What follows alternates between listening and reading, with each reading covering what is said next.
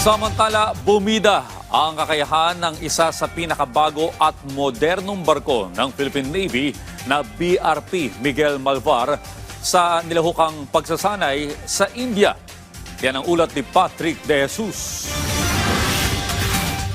33 warship mula sa iba't ibang bansa kabilang na ang Guided Missile Frigate BRP Miguel Malvar ng Philippine Navy ang lumahok sa Exercise Milan 2026 sa India noong nakaraang buwan.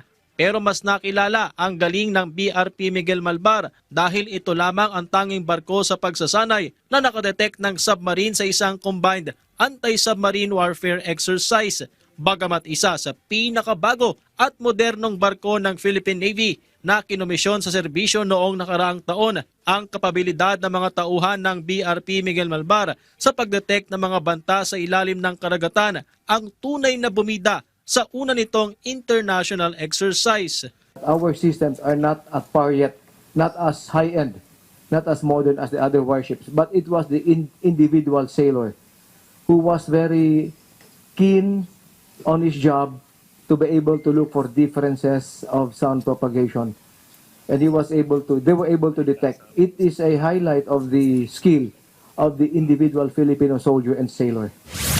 Sa isang totoong senaryo, muling sinubok ang BRP Miguel Malvar habang naglalayag naman noong March 7 sa Sabina Shoal sa West Philippine Sea. Yan ay nang itinutok sa barko ang fire control radar ng isang PLA warship ng China na naroon din sa lugar. Hindi nagpatinag dito ang BRP Miguel Malvar sa paraang profesional na pinuri ni AFP Chief of Staff General Romeo Browner Jr.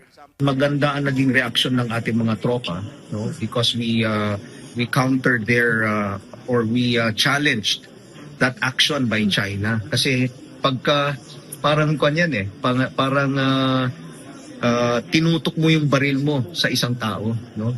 By that action of China, and we called them out for that.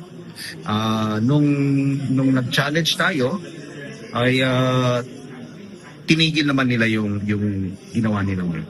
Samantala, nagpapatuloy ang paglahok ng sister ship ng Malvar na BRP Diego Silang sa Kakadu Exercise 2026 sa Sydney, Australia. 31 barko mula sa 19 na bansa ang kasama sa pagsasanay na tatagal hanggang sa katapusan ng Marso. Patrick De Jesus para sa Pambansang TV sa Bagong Pilipinas.